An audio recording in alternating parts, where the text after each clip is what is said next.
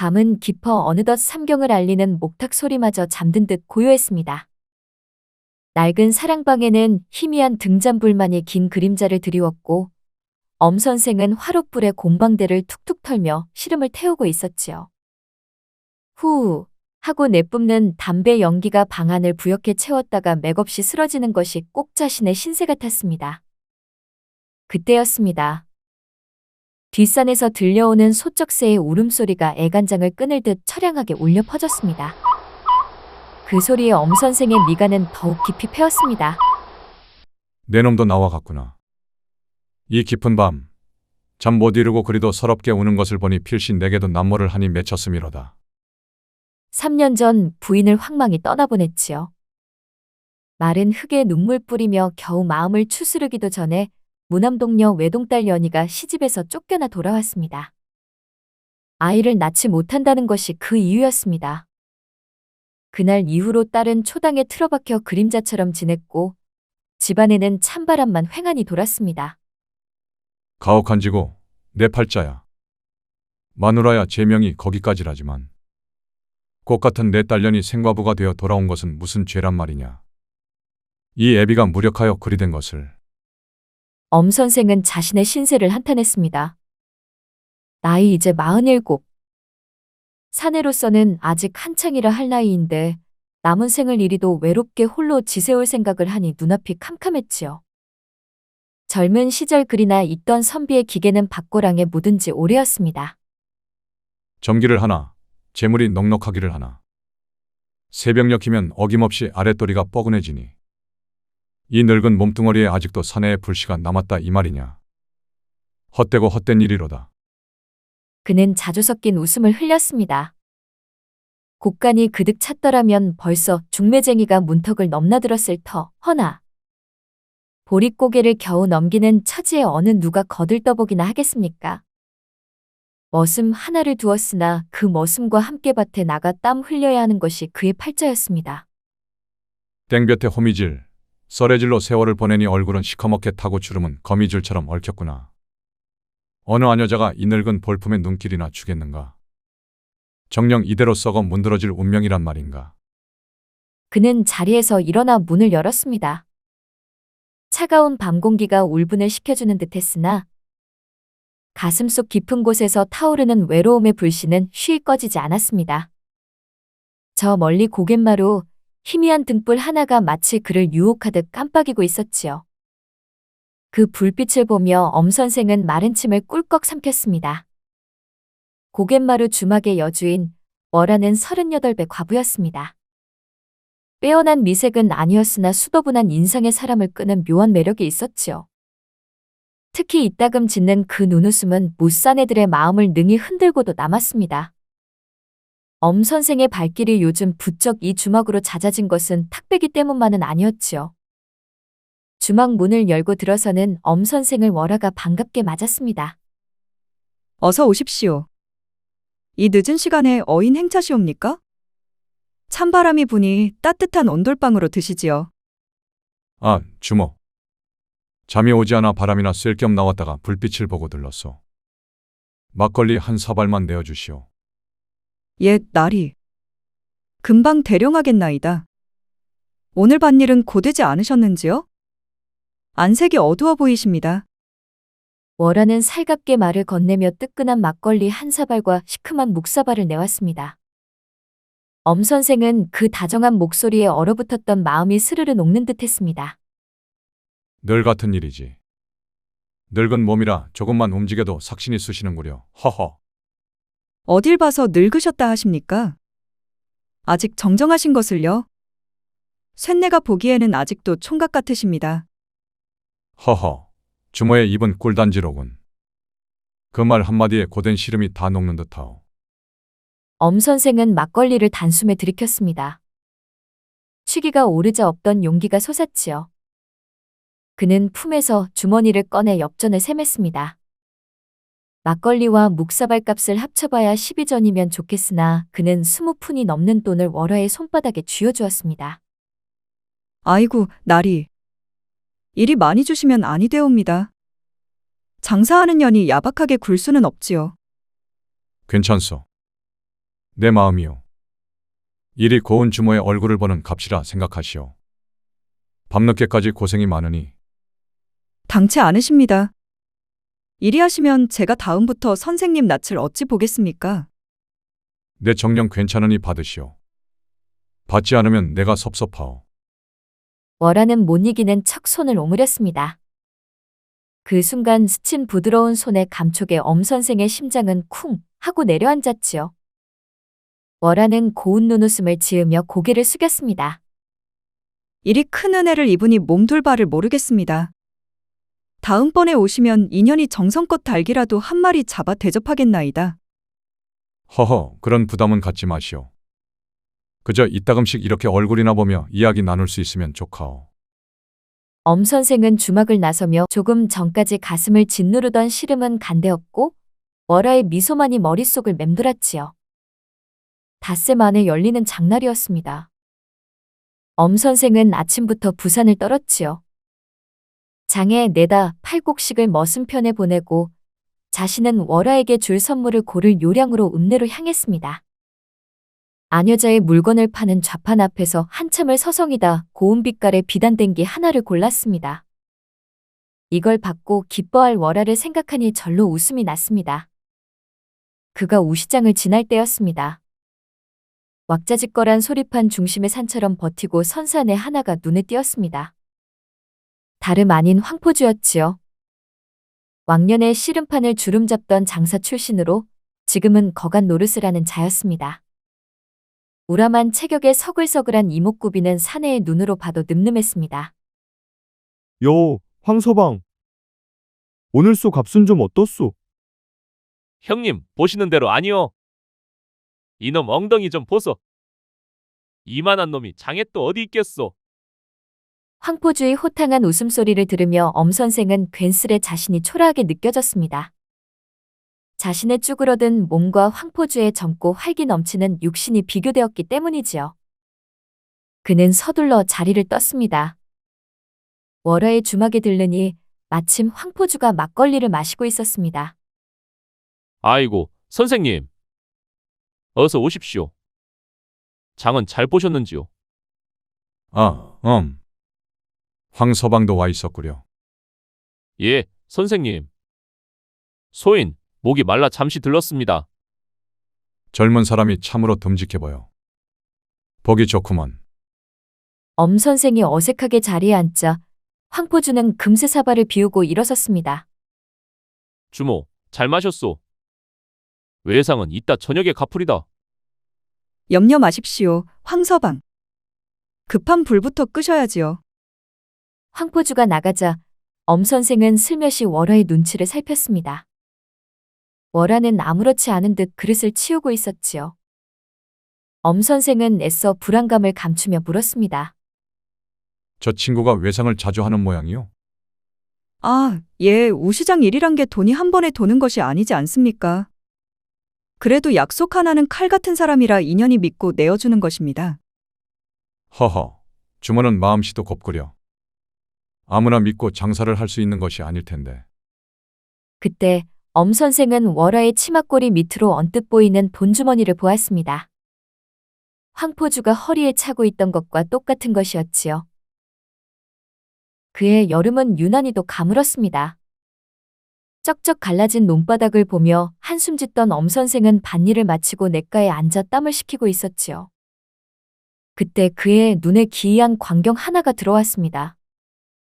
냇가 바위 위에 암컷으로 보이는 쇠제비갈매기 한 마리가 도도하게 앉아있고 그 주위를 수놈 하나가 맴돌고 있었습니다. 수놈은 몇 번이고 물속으로 자맥질을 하더니 마침내 팔뚝만 한 물고기 한 마리를 물어 올렸습니다. 그리고는 불이 나게 암놈에게 가져다 바쳤지요. 암놈은 날름 그것을 받아먹고는 수놈이 교미를 청하려 하자 꽁무니를 쏙 빼고 다른 바위로 날아가 버렸습니다. 저런, 저 미련한 놈 같으니.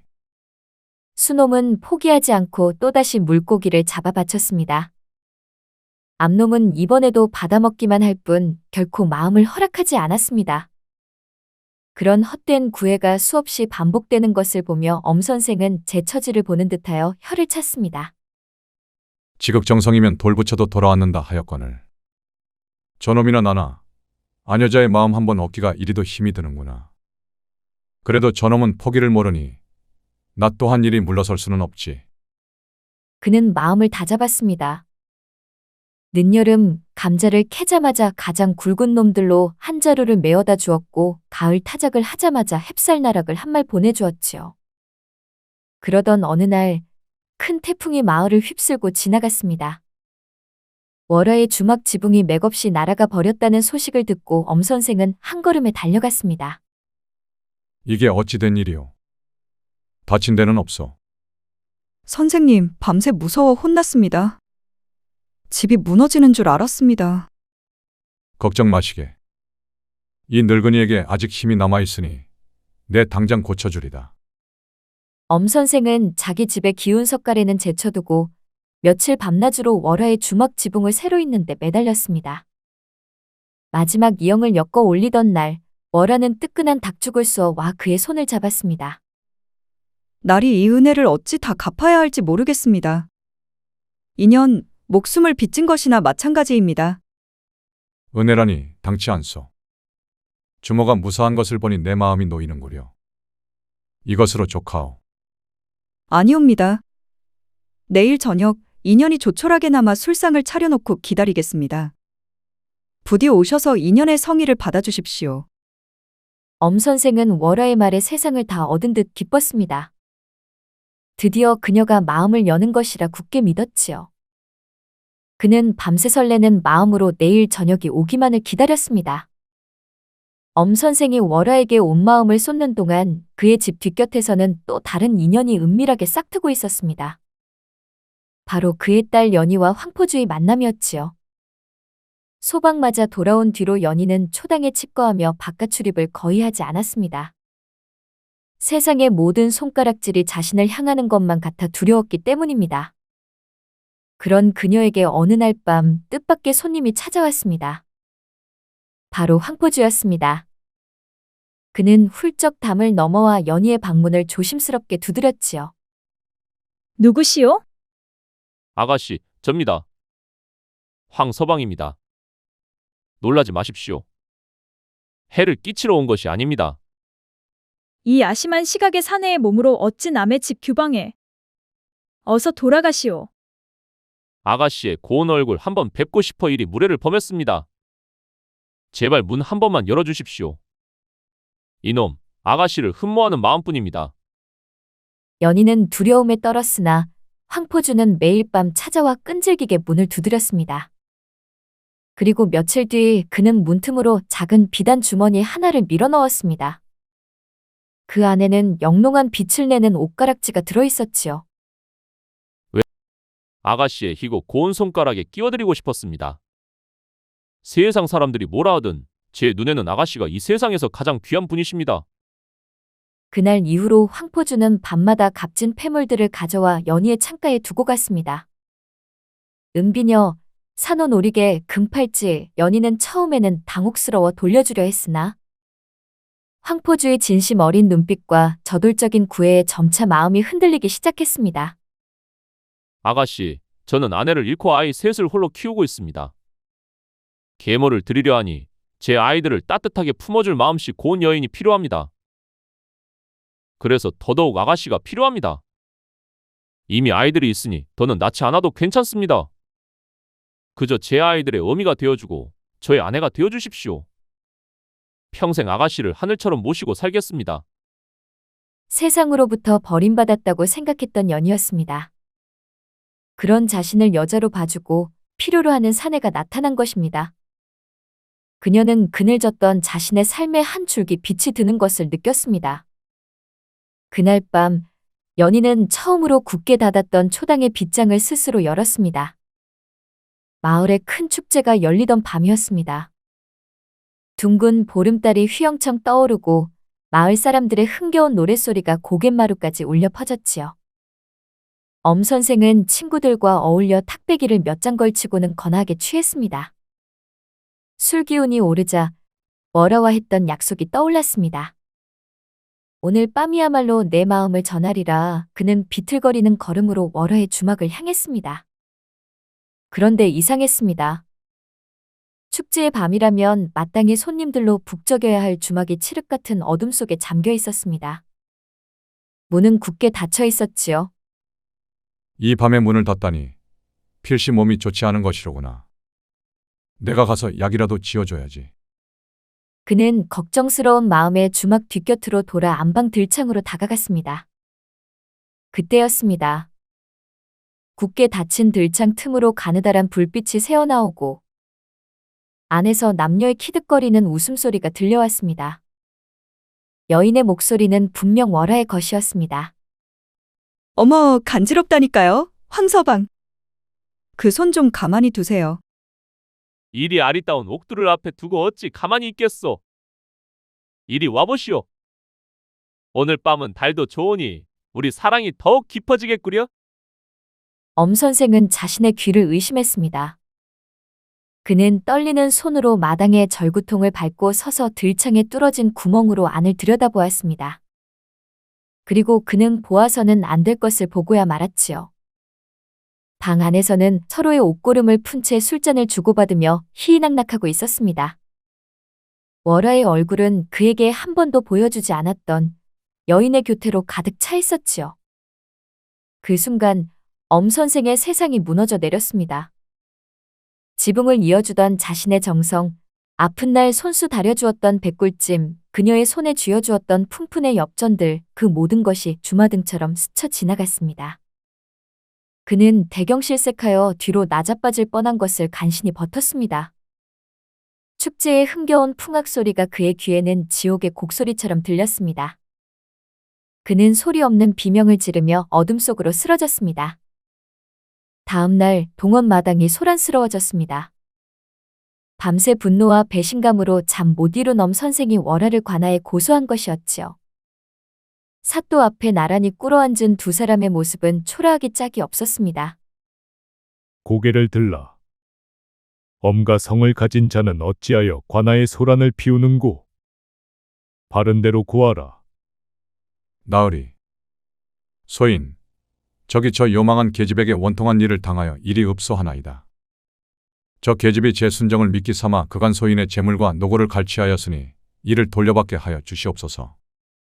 엄 선생은 그간 월화에게 드린 돈과 곡식, 지붕을 이어준 일까지 하나하나 열거하며 자신의 억울함을 토해냈습니다. 그러자 월화가 눈물을 뚝뚝 흘리며 항변했습니다. 나으리, 억울하옵니다. 소인이 엄 선생님께 큰 은혜를 입은 것은 사실이오나 마음을 판 적은 결코 없나이다. 사내와 과부가 정을 나누는 것이 어찌 재물을 바라고 한 것이겠습니까? 그렇다면 엄가에게 받은 재물은 어찌하였느냐? 그것이라도 돌려주면 될 일이 아니냐? 나으리, 가난한 과부가 손에 들어온 돈을 어찌 쌓아두고만 있겠습니까? 그날 벌어 그날 먹고 사는 처지인지라 받은 것은 있으나 이미 손에 쥔 것이 없나이다. 돌려주고자 하나 돌려줄 것이 없으니 차라리 인연에 목을 치시옵소서. 두 사람의 주장은 팽팽하게 맞섰습니다. 엄 선생은 월화가 자신을 기만했다 주장했고 월화는 정을 주었을 뿐 재물을 노린 것은 아니라 항변했지요. 삿도는 한쪽의 말만 듣고 판결을 내릴 수 없었습니다. 두 사람의 말만 들어서는 시비를 가리기가 어렵구나. 이 송사는 잠시 미루도록 하겠다. 이방은 즉시 이 사건의 실상을 낱낱이 파악하여 내게 보고하도록 하라. 한치의 의혹도 남겨서는 아니 될 것이다. 예, 사또. 소인 분부 받들겠나이다. 며칠 동안 이방의 발은 땀에 젖어 있었습니다. 그는 주막의 손님들부터 우시장의 장사치들 그리고 마을 안악들까지 샅샅이 탐문하며 사건의 조각들을 맞춰나갔지요. 그리고 마침내 모든 전말을 꿰뚫어본 그는 정보 보따리를 싸들고 사또에게 나아갔습니다. 사또, 소인이 알아본 바를 아뢰옵니다. 오, 그래. 어서 고해보아라. 필시 기막힌 사연이라도 있는 게지. 예, 나으리. 실로 그러하옵니다. 엄 선생이 월화에게 공을 들인 것은 사실이오나 월화의 마음은 황포주라는 자에게 향해 있었나이다. 황포주라니? 그 씨름 장사 출신의 거강꾼 말이냐? 예, 바로 그자입니다. 월화는 엄 선생에게서 받은 재물을 고스란히 그 황포주에게 가져다 바쳤던 것입니다. 제 주머니를 채워주며 환심을 사려 한 것이지요. 사또는 흥미롭다는 듯 수염을 쓰다듬었습니다. 재물이 제 주인을 잘못 만났구나. 그래서 그 황포주는 월화의 마음에 응답을 하였더냐? 아니옵니다, 나으리. 거기에 더 기막힌 반전이 있사옵니다. 그 황포주가 노리는 여인은 따로 있었나이다. 무엇이라? 그게 누구란 말이냐? 바로 시집에서 쫓겨나 엄 선생의 집에 와 있는 엄 선생 딸이었습니다. 사또의 눈이 휘둥그레졌습니다. 이방은 말을 이었습니다. 황포주는 아내를 잃고 아이 셋을 둔 호라비 신세에 기왕이면 딸린 아이가 없고 또 아이를 더 낳지 않을 여인을 계모로 드리고 싶어 했습니다. 바로 엄 선생의 딸이 그 조건에 딱 들어맞았던 것이지요. 황포주는 밤마다 엄 선생의 집담을 넘어 월화에게서 받은 재물로 산 금팔찌, 옥놀이개, 은비녀 따위를 연히 아가씨에게 바치며 온갖 공을 들였던 것입니다. 보고를 마친 이방이 고개를 들자 사또는 한동안 말을 잇지 못하고 천장만 바라보았습니다. 잠시 후 그는 무릎을 탁 치며 껄껄 웃기 시작했습니다. 하하. 이거야말로 하늘의 조화인가? 인연의 장난인가? 실로 기가 막히고 코가 막힐 일이로다. 엄 선생이 쏟아낸 재물이 월화를 거쳐 황포주에게 가고 그 재물이 다시 제 딸에게로 돌아왔단 말이지. 돌고 돌아 다시 제자리로 돌아온 셈이 아닌가? 예, 사또. 그러하옵니다. 여봐라. 당장 엄 선생과 월화를 데려오너라.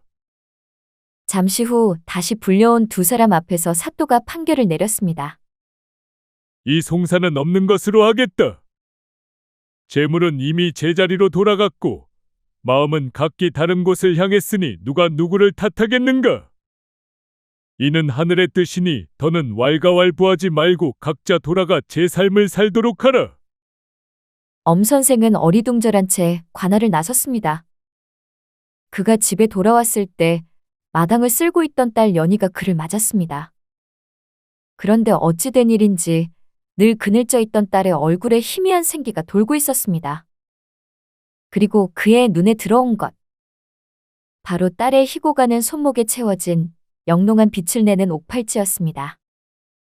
그 순간 엄 선생은 모든 것을 깨달았습니다. 허망함과 허탈함 그리고 알 수 없는 안도감이 뒤섞여 그는 그 자리에 우뚝 서서 딸의 얼굴을 한참이나 바라보았지요. 제 헛된 욕정이 낳은 돈이 돌고 돌아 결국 상처 입은 딸의 마음에 작은 불씨를 지폈구나. 사내로서의 봄날은 가스되 애비로서의 시름은 한 겹 떨어진 셈인가.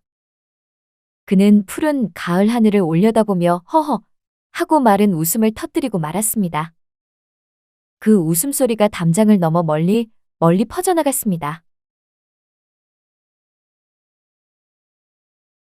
저는 삼정승 중 하나인 좌의정이었습니다.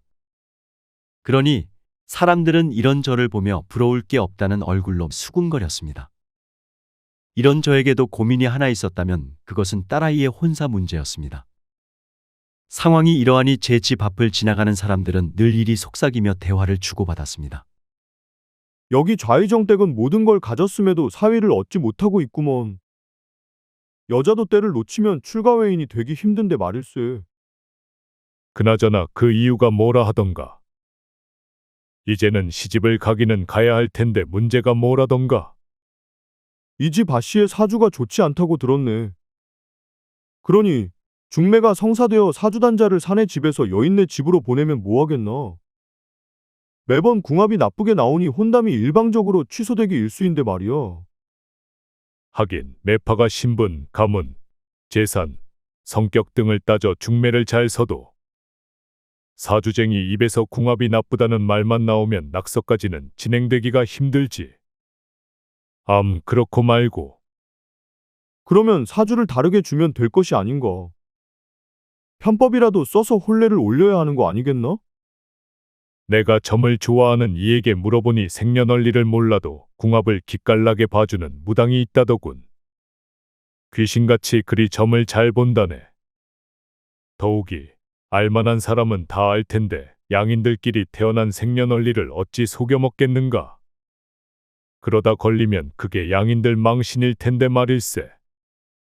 그렇게 되면 영영 시집은 못 가고 연려문까지 한 방에 날려먹는 것이네. 듣고 보니 그렇구먼. 제 여식은 외출을 해도 쓰개치마로 얼굴을 푹 눌러 쓰고 다녔습니다. 사람들을 만나고 어울리는 것을 그다지 좋아하지 않았었죠. 해서 마을 사람들은 제 여식의 얼굴을 잘 몰랐습니다. 다만 암암리에 돌아다니는 생년월일만은 꼭 알고 있었을 뿐입니다. 잘 나가는 사대부 규수의 생년월일을 꿰차고 있는 이들은 어디를 가나 있기 마련이니까요. 그러니 사주 좀 안다는 이들은 제 여식이 이럴 것이다 혹은 저럴 것이다 라며 무성한 뒷말만 숱하게 나누어 썼습니다. 제 여식의 사주가 식신도 없고 상관도 없는 무식상의 사주라는 것도 그때 알았습니다. 이런 사주는 그저 남편의 뜻에 따라 살겠다는 순종적인 의지가 매우 강하다고 합니다. 고집도 없고 줏대도 없으며 모든 사람에게 자신을 맞추어 주는 그런 팔자 말입니다. 해서 사내들이 제 여식에게 어떠한 매력도 느끼지를 못할 것이라네요. 하지만 제 여식은 아비인 제가 봐도 빼어난 미모를 자랑했습니다. 감정 기복이 심하다는 흠은 있었지만요. 어쨌건 아비인 제가 봐도 고운데 그깟 무식상의 팔자가 대수겠습니까? 그러던 어느 날이었습니다. 막중한 업무를 끝내고 집으로 들어온 저를 안 사람이 붙잡은 채 이리 말했습니다. 표정을 살펴보니 뭔가 집안에 큰일이 일어난 것처럼 보였습니다. 대감, 잠시 저랑 대화 좀 나누시지요. 급한 일이시오. 급한 게 아니라면 내일 얘기합시다. 요즘 궁궐 분위기가 좋지 않아서 피곤합니다. 내일도 오전 회의가 잡혀 있어 머리가 무겁소. 송이 문제로 긴히 드릴 말씀이 있습니다. 송이는 하나뿐인 제 여식의 이름이었습니다. 무슨 일이시오? 송이가 무슨 사고라도 저지른 것이오? 아니면 이웃들이 뭐라 또 숙덕됐소? 제 아내는 잠시 뜸을 들이더니 이내 제 얼굴을 보며 닫고 있던 입을 열었습니다. 전환일을 진행하기로 했던 사내 쪽 집안에서 일을 물리겠답니다. 이번에는 정말로 시집을 보내나 싶었는데 말입니다. 참으로 안타깝구려. 이번에도 내 여식의 사주단자가 마음에 들지 않는다는 게 전환례를 취소한 이유이요. 예, 그러니 이 일을 어쩌면 좋습니까? 세상은 사주가 다가 아니오. 일전에 답답한 마음에 찾았던 절에서 그곳 주지스님이 나에게 이러더군요. 집신도 짝이 있고 자기와 잘 맞는 사주를 지닌 이는 찾으면 어떻게든 나온다고 말입니다. 그리고 사주가 중요한 게 아니라 의지가 중요하다고 했소. 그러면 뭐 합니까? 대부분의 양반가에서 혼담 과정에 사주단자를 주고받는 걸 당연하다고 여기는데 말입니다. 어떠한 사대부라도 이를 어길 수는 없을 겁니다. 이번에도 진짜 인연이 아니었나 보지요. 이럴 때일수록 심각하게 생각하지 말고 쉽게 생각합시다. 대감께서는 참으로 태평하십니다. 좋은 날에 낳지 못한 내 탓입니다. 안 사람은 답답하다는 얼굴로 저를 보며 가슴만 숱하게 쳐대더니 이내 눈시울을 붉혔습니다. 어쨌건 저는 그런 안 사람을 위로해야만 했습니다. 그러자 위로를 받아야만 하는 건 자기가 아니고 제 딸이라며 빨리 딸아이의 방으로 가보라고 닥달하더군요. 저는 아내의 등살을 이기지 못한 채 혼자 있을 딸이 걱정되어 여식의 방으로 직접 찾아가 보았습니다. 자느냐? 아닙니다. 아버지, 잠시 들어가도 되겠느냐? 들어오셔요. 저는 문을 열고 조심히 들어가 울음으로 두 눈이 붉은 딸아이를 보았습니다. 내 어미에게 들었다. 이번에도 예비 신랑들 사내와의 궁합이 나쁘게 나오 낙서까지 가지도 못했다지? 송구합니다. 네가 송구할 문제가 아니다. 이 아비가 미안할 뿐이구나. 다들 제 사주가 무식상이라는데 대체 어떻게 해야 할지 모르겠습니다. 이런 게 나쁘다는 걸 알려주는 사람은 있어도 정작 대안을 알려주는 이는 없으니 말입니다. 정말 제 짝이 있기는 할까요? 사람들은 내가 내 여식이란 점만 빼면 그저 평범하다고 하는데 나는 그렇게 생각하지 않는다. 무식상이 고집도 줏대도 없이 남에게 다 맞추어 주려는 기질은 있겠으나 주변에 적이 없다는 장점도 가지고 있다고 들었다. 그러니 분명히 너는 여럿과 친해질 수 있는 유연함을 지닌 아이일 것이야. 그것은 이 아비가 봐도 그렇고 말이다. 정말로 시집은 갈 수 있겠지요? 이 아비가 어떻게든 좋은 혼처를 알아봐 줄 것이다. 그러니 너무 걱정하지 말거라. 불안과 초조는 건강의 독약이다. 저번에 어느 점쟁이가 그러더군요. 제가 부모 복은 많아도 정작 사주에 남편이 없다고 말입니다. 점쟁이, 하도 답답하여 종거리에 사주를 잘 본다는 점쟁이를 찾아갔었습니다. 그런 미신 따위에 인생을 맡길 필요는 없다고 본다. 어쨌건 내일부터 많은 매파에게 너의 혼담을 추진해 달라 부탁할 거다. 혹시 아느냐? 중매가 성사되어 사주단자를 교환하고 낙서와 납체, 납회와 전환례를 거쳐 혼례식까지 빠르게 진행될지 말이다. 그리 되면 정말 좋겠습니다. 너는 좋은 인연을 만날 수 있을 거다. 이 아비는 그리 믿는다. 저는 이렇게 말하며 자존감이 낮은 여식을 애써 위로하고 위로했습니다. 어쨌건 송이는 지나치게 감성적이라 다른 여식들에 비해 유독 과한 위로가 필요했습니다. 그러던 어느 날이었습니다. 어전 회의를 끝마치고 대전에서 나오는 저를 도승지가 보며 이리 말하더군요. 대검, 요즘 안색이 좋지 않아 보입니다. 무슨 고민이라도 있으십니까? 저는 잠시 발걸음을 멈춰 세운 채 도승지를 보며 대화를 나누었습니다. 요즘 딸아이의 혼사 문제로 골머리를 앓고 있다네. 무슨 수를 써도 낙서까지 가지를 못하니 답답하구먼. 요즘 양반가 사이에서 남녀의 궁합을 가장 중요하게 생각하니 무리도 아니겠지요. 그렇다고 이렇게까지 고민할 필요는 없을 것 같습니다. 조선에 거주하는 모든 양반 부부가 중매를 통해 이루어진 것만도 아니지 않습니까? 무식상의 사주라네. 그러니 어떤 사내가 내 딸이 좋다며 달려들겠는가. 나도 믿지 않으려고 하네만 자꾸만 그런 말이 들려오니 현혹이 되는군. 저는 도승지에게 그간 있었던 일을 소상히 털어놓았습니다.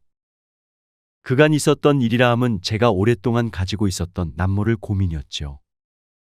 고민은 나누면 반이 되고 기쁨은 나누면 곱절이 된다는 말도 있지 않습니까? 제 사연을 유심히 듣던 도승지는 고개를 끄덕이며 이리 말하더군요.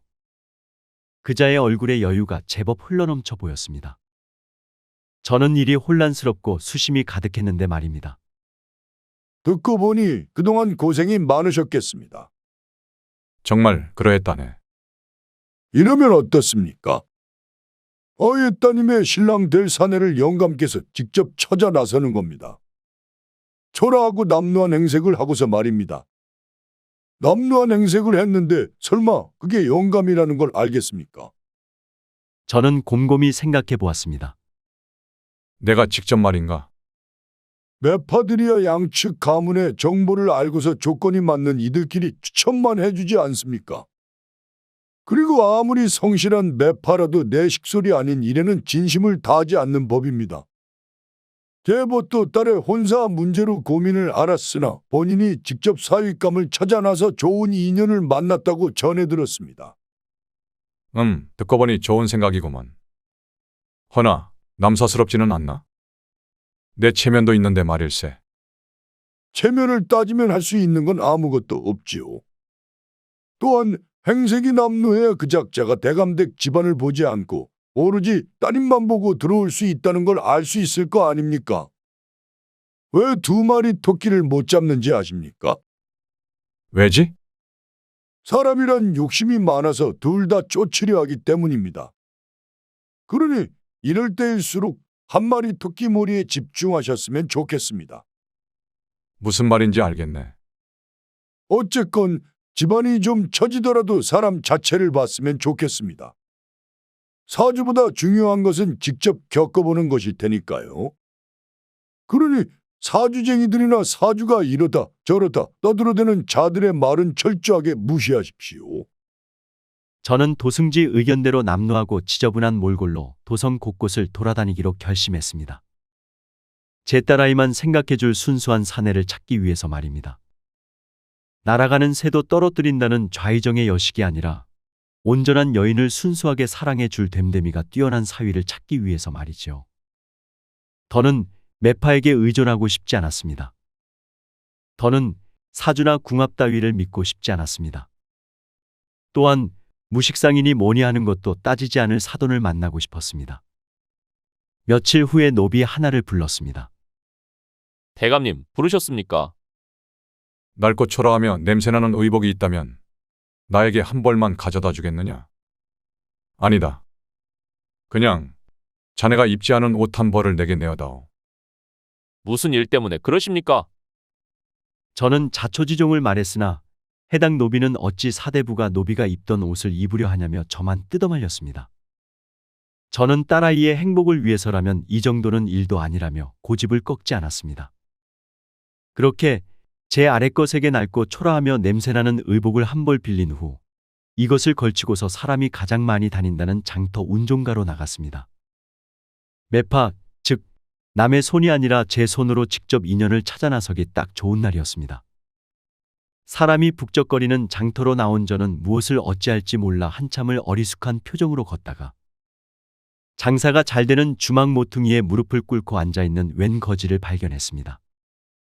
저는 해당 거지가 어떻게 행동하는지 보고서 저도 그 옆에 앉아 국어를 따라하기로 결심했습니다. 거지 같아 보이게 행동하지 않는다면 의심을 살 게 뻔한데 말입니다. 그런데 해당 거지가 저를 보고서 이리 언성을 높이더군요. 누구 밥줄 끊으려고 작정했냐? 여기는 내 자리니 다른 곳으로 썩어지거라. 저는 저에게 역정내는 거지가 처음에는 이해되지 않았습니다. 그런데 같은 자리에서 동냥지를 한 명이 하느냐, 두 명이 하느냐에 따라 저 거지가 받는 게 달라진다 생각하니 곧장 미안한 마음이 앞섰습니다. 해서 저는 해당 거지에게 자초지종을 말했더니 잠시 후 저를 보고서 이러더군요. 네가 좌의정이면 나는 영의정이다. 이놈아. 방귀뀌다 똥 지리는 소리하고 자빠졌네. 저는 그 자리에서 쫓겨나게 되었고 마지못해 이리저리 떠돌아다니게 되었습니다. 장터에서 동냥지라는 거지에게도 저마다 부여된 자리라는 게 있다는 것도 알게 되었습니다. 제가 이번 일을 너무 쉽게 생각하고 달려들었었나 봅니다. 그렇다고 이대로 집으로 돌아갈 수는 없었습니다. 제대로 된 사윗감을 발견할 때까지는 절대 물러서지 않겠다고 굳게 다짐했던 저였으니까요. 그렇게 몇 번의 거지 행색 후 이런 저를 보고서 갓을 쓴 웬 젊은 사내가 저에게 다가오며 이러는 겁니다. 괜찮으십니까, 어르신? 웬 젊은 사내는 저를 부축하더니 이러한 제안을 건넸습니다. 이 근처에 제 집이 있습니다. 괜찮으시면 제 집으로 가시겠습니까? 따뜻한 밥 한 끼는 제공해 드릴 수 있습니다. 모두 나를 냄새난다며 피하는데 나에게 이러한 정을 베푸는 이유가 무엇인가? 저는 어려서부터 부모님께 어려운 사람을 돕고 살라는 가르침을 배우고 살았습니다. 그건 사람이라면 당연히 해야만 하는 일인데 다른 이유가 뭐 있겠습니까? 저는 이 젊은 사내가 이리 말하니 정말로 사위로 삼고 싶다는 욕심이 생겼습니다. 그러함에도 꼼꼼한 확인은 필요해 이렇게 물었죠. 자네? 혼인은 하였는가? 웬 젊은 사내는 의아스러운 얼굴로 저만 뚫어지게 보다가 이내 이리 말했습니다. 그건 왜 물으십니까? 그냥 궁금해서 물어봤네. 웬 젊은 사내는 피식 웃더니 이리 답해 주었습니다. 아직 장가를 들지 못했습니다. 자네를 따라가겠네. 어서 나를 자네 집으로 안내하게. 후로 웬 젊은 사내를 따라온 저는 그곳에서 그가 건넨 따뜻한 밥을 얻어먹었습니다. 그가 살고 있는 곳은 그를 만났던 운종가에서 제법 떨어진 도성의 외곽 마을이었습니다. 그가 살고 있는 곳은 낡고 허름한 기와집이었습니다. 저는 밥을 다 먹고서 그와 잠시 대화를 나누었습니다. 부모님은 어디 계시는가? 그가 쓸쓸한 눈빛을 앞세우며 이리 답했습니다. 역병으로 몇 해 전 돌아가셨습니다. 저런. 그나저나 집안에 노비는 없는가? 음산한 것이 아무도 보이지 않는군. 노비 문서를 파하고 모두에게 자유를 주었습니다. 하늘 아래 사람은 똑같은데 어찌 사람이 사람을 부릴 수가 있겠습니까? 저는 사람을 부려도 삭을 주고 부리는 머슴을 선호하지 노비는 선호하지 않습니다. 그럼 무엇으로 생계를 유지하는가? 미천하나 주역과 명리를 배웠습니다. 운종가나 서소문에서 사람의 사주팔자를 봐주고 생계를 유지하고 있습니다. 관직에 오르고 싶은 생각은 없는가? 생긴 걸 보니 머리 좀 쓰게 생겼는데. 제 팔자에 관이 없습니다. 과거를 숱하게 보았으나 매번 낙방하여 이제는 포기한 채 살고 있습니다. 그렇다면 내 사주팔자를 봐줄 수 있겠는가? 자네의 말을 들어보니 주역이나 명리를 꽤 공부한 것 같아 궁금해졌다네. 못할 거 있겠습니까? 가난할수록 사주를 알아야 한다고 생각합니다. 그건 왜지? 앞날을 맞춘다는 건 부처의 영역이 아니겠습니까? 그러나 나에 대해서 알게 된다면 어찌 살아갈지 대략 감은 선이 좋은 일이라 할 수 있지요. 저는 거기까지가 사주의 역할이라 봅니다. 저는 해당 사내에게 태어난 생년월일씨를 불러주었고 해당 사내는 저희 생년월일씨를 받아 적더니 글자 8개를 곧장 뽑아냈습니다. 그는 제 사주를 뚫어지게 바라보더니 이내 저를 보며 이리 말했습니다. 참으로 이상하군요. 이 사주는 관이 많아 높은 자리에 올라야만 하는 팔자이고 가난한 삶과는 아주 거리가 먼데 말입니다. 대체 무슨 일을 겪으셨기에 일이 되셨습니까? 저는 순간 뜨끔했으나 이내 딴청을 피우며 이리 말했습니다. 그러한가? 예, 어르신. 어쨌건 높은 관직에 오를 수 있는 팔자이니 더는 길거리에서 방황하지 마셨으면 좋겠습니다. 분명 좋은 인연을 만나 팔자가 펴는 경사를 맛볼 것입니다. 저는 해당 사내가 이리 말하자 다시금 이렇게 말한 채 그를 시험해 보고 싶었습니다. 제 여식에 관한 일이니 몇 차례의 확실한 검증이 필요했습니다. 이 나이에 누가 나를 써주겠는가? 그리고 나는 갈 곳이 없다네. 그러자 그는 조금의 망설임도 없이 이리 말하더군요. 다행히 이 집에 빈 방이 하나 있습니다. 어르신만 괜찮으시다면 얼마가 되었건 이곳에 머물러도 됩니다. 정말인가? 예, 어르신. 저는 말이라도 고마웠으나 이 사내에 대해 조금 더 알아보고 싶은 마음에 이곳에 무작정 머무르기로 했습니다. 10길 물속은 알아도 한 길 사람 속은 모른다는 말이 있으나 사람을 알려면 직접 같이 살아보는 것처럼 효과적인 방법도 없었으니까요. 며칠 그를 지켜본 결과 이 사내라면 제 사윗감으로서 부족함이 없다고 확신했습니다. 그러던 어느 날 저는 집으로 가야겠다고 생각했습니다. 해서 아무런 인사말도 남기지 않고서 해당 사내가 장터로 점을 보러 나갔을 때 그곳을 떠났습니다. 후로 열흘이 지났을 때였습니다. 저는 말끔하게 차려입은 상태로 제 여식을 데리고 해당 사내가 점을 본다는 장소인 운종가로 나섰습니다. 오늘 해당 사내는 어느 상점 옆에 자리를 깔고 앉아 지나가는 이들의 사주를 봐주더군요. 저는 잠시 손님이 없는 틈을 타 해당 사내에게 여식과 함께 성큼성큼 다가갔습니다. 자기 앞에 멈춰선 저를 보던 해당 사내는 이리 말하더군요. 어서 오십시오. 사주를 보려고 하십니까? 해당 사내는 깔끔하게 차려입은 제 모습에 제가 누구인지 알아차리지 못했습니다. 저는 제 여식을 해당 사내 앞으로 등 떠밀며 이리 말했습니다. 내가 아니라 내 여식의 사주를 보러 왔다네. 해당 사내는 제 여식을 대강 훑어보더니 쑥스러운 얼굴로 이리 말했습니다. 그렇습니까? 그러면 따님의 생년월일씨를 불러주시지요. 저는 딸아이의 생년월일씨를 불렀고 해당 사내는 딸아이의 생년월일씨를 통해 나온 8글자를 통해 사주를 해석 중이었습니다. 저는 잠시 말이 없는 해당 사내의 얼굴을 보고서 이리 물었습니다. 왜 그러는가? 해당 사내는 뜸을 들이더니 이리 말하더군요. 이 팔자는 무식상이라 사주에 남편이 없습니다. 더욱이 사주에 물이 많아 지나치게 감성적입니다. 그러니 부모 복은 좋아도 배우자 복이 좋지 않은 것입니다. 저는 해당 사내를 보며 이리 물었습니다. 그러면 어찌해야 하겠는가? 성격을 바꾸고 치장하고 꾸미는 것에 많은 노력을 해야겠지요. 또한 사내되는 집안이 못 산다면 더없이 좋을 것입니다. 팔자는 바뀔 수 없다고 말하나 절실함만 갖추고 있다면 충분히 바꿀 수 있습니다. 저는 그리 생각합니다. 그럼 그것을 부모가 대신해 줘도 되겠는가? 당연한 거 아니겠습니까? 사실 저도 사주에 적극적인 마음이 없어 지금껏 혼자 살고 있습니다. 부모를 잃은 것이 저를 소극적으로 만들게 하는 탓이었습니다. 그러니 아쉽게서도 저처럼 되기 싫으시다면 지금부터라도 적극적으로 사십시오. 무식상을 지닌 여인은 다른 팔자에 비해 자신을 믿는 마음이 매우 중요합니다. 해당 사내가 이리 말하자 제 여식은 쑥스러워해서 시선만 피했습니다. 해당 사내도 제 여식에게 관심이 많은 것 같았습니다. 나를 기억하겠는가? 해당 사내는 의아스러운 얼굴로 저를 보았습니다. 니신지요? 날쌔. 얼마 전 이곳 장터에서 구걸하고 있던 나에게 밥을 주고 재워주기까지 하지 않았던가. 해당 사내는 그제야 제 얼굴을 알아보며 반가워했습니다. 해당 사내는 의아스러운 얼굴로 이리 물었습니다. 이게 어찌 된 일입니까? 저는 해당 사내에게 자초지종을 설명한 뒤 이리 말했습니다. 내 여식과 혼례를 올려주게. 두 사람을 보니 제법 잘 어울린단 말일세. 제가 감이 어찌. 부모님도 안 계시고 별 볼 일 없는 저를.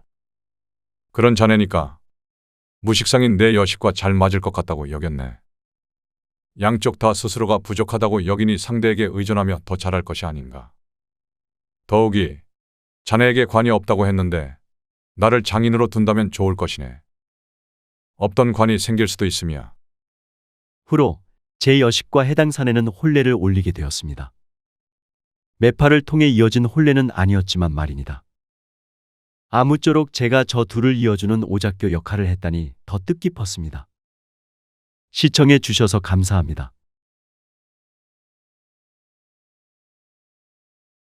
저는 충청남도 공주 땅에 살고 있는 박가 지연입니다. 충청남도 공주 땅에 살고 있는 저를 모르는 이가 없었습니다. 그만큼 제가 유명했던 이유는 저라는 여인이 이 고을에서 가장 유력한 연령은 후보였기 때문입니다. 저는 일찍이 혼례를 올렸으나 서방님을 잃고 과부가 되었습니다. 초야라도 보냈다면 억울하지도 않았겠으나 혼례 당일 서방님은 쓰러지셨습니다. 포도청 소속인 오작인 말로는 근심통으로 인한 갑작스러운 사망이라고 하더군요. 그게 벌써 7년 전에 벌어진 일입니다. 저는 돌아가신 서방님과 초야를 보내지는 않았으나 이미 출가 외인이었기에 시부모님을 모시고 살려고 했으나 시부모님께서는 혼례 당일 아들을 잃었으며 초야도 보내지 않았으니 혼례를 올린 것도 아니라며 저보고서 당장 친정으로 돌아가라고 등 떠밀더군요. 친정으로 가서 다른 사내를 만나 혼례를 올리고 제 인생을 살라고 하셨습니다. 정말 그렇게 해도 되겠습니까? 나는 내가 연료가 되지 않았으면 좋겠다. 너가 왜 그런 업을 등에 짊어지고 살아야만 하느냐? 그러니 이번 일은 없었던 일이라 생각하고 너의 인생을 살거라. 괜찮으시겠습니까? 괜찮다마다. 이미 마음에 묻은 아들이다. 그러니 아가, 너라도 꼭 행복해야만 한다. 그게 시어머니와의 마지막 대화였습니다. 여기까지가 대략적인 저희 과거였지요. 해서 저는 시어머니의 명령대로 제 삶을 살기로 다짐했습니다. 이게 돌아가신 서방님과 지금 살아계신 시부모님을 위하는 길이라 여겼습니다. 하지만 저를 본 부모님께서는 재혼은 가당치 않다며 이왕 이렇게 된 거 연료문을 받자고 저를 끈질기게 설득하셨습니다. 솔직히 그런 부모님에게 서운하지는 않았습니다. 출가 외인이었던 저를 내치지 않고 받아준 것만으로도 감사했으니까요. 앞으로는 우리 가문을 빛내는 연료로 살아야만 한다. 이렇게 된 거 어쩔 수 없지를 않더냐. 어머니께 저는 무엇입니까? 시집간 지 하루가 되지 않아 과부가 되었습니다. 여식인 제 처지는 안중에도 없는 것입니까? 위로 정도는 해주셔야지요. 그 혼례는 안 된다고 내가 숱하게 반대하지 않았더냐. 죽은 김서방 사주가 급사할 팔자라고 내가 몇 번을 얘기했어. 내 말을 듣지 않고 고집을 피웠던 건 바로 너다. 그러니 위로를 바라는 건 욕심이 아니겠니? 그렇게 말씀하시면 저는 할 말이 없습니다. 그러니 너를 내치지 않고 받아준 것만으로도 감사하게 생각하거라. 어쨌건 죽은 사람은 죽은 사람이고 산 사람은 살아야만 하니 이제부터 너의 삶은 연료로 살아야만 할 것이다. 저는 연료문을 받기 위해 부모님이 시키는 대로 해야만 했습니다. 상황이 그러하니 저는 조금씩 지쳐갔지요. 제 삶을 살아가는 게 아닌 누군가 만들어준 대로 살아가는 껍데기여야만 했으니까요. 초야를 보내지도 못했는데 과부라는 낙인이 찍힌 채 살아가니 아래 것들 눈치까지 보였습니다. 해서 저는 웬만하면 절대로 방 밖으로 나가는 일을 만들지 않았습니다. 그러니 외출도 가급적 하지 않으려고 노력했지요. 이런 저를 어느 날 어머니께서 매섭게 쏘아보시더니 이리 말씀하셨습니다. 언제까지 이러고 살 것이냐? 연료로 살라고 하지 않았습니까? 그러니 남들 눈에 띄지 않고 조신하게 집안에만 있으렵니다. 연료가 되기 위해서는 과부여야만 하나 마을 원로들에게 매번 문안을 올리고 마을의 축제나 중요한 행사에는 의당 발벗고 나서야 하기도 한단다.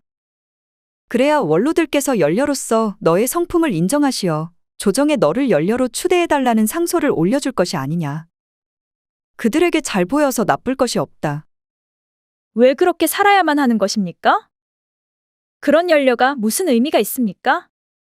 내가 연료만 된다면 우리 가문의 명예는 조선인 모두가 알아줄 것이다. 그건 엄청난 것이다. 그러니 그것을 하찮다고 여기지 말거라. 저는 어머니가 내뱉은 말에 최대한 대답을 아끼며 반항하려 했으나 그렇게 해봤자 저만 손해라는 느낌이 들어 곧장 이리 대답했습니다. 알겠습니다. 그 후로 저는 어머니를 따라 마을의 중요한 행사나 원로들께 아침마다 문안 인사를 올리며 연료로서 해야만 하는 일에 최선을 다했습니다. 그럴 때마다 원로들께서는 자기들끼리 이러한 대화를 주고받았습니다. 우리 고을의 연료다운 여인은 박가 지연 규수와 백가 여진 규수뿐이구먼. 그러게나 말입니다. 어쨌건 우리 고을에 유력한 연료가 2명이나 된다는 것은 영광입니다. 둘 다 받는다면 영광 아니겠습니까? 그럴 일은 없을 것입니다. 조정에서는 같은 지역에서 2명의 연료를 내놓은 적은 없으니 말입니다.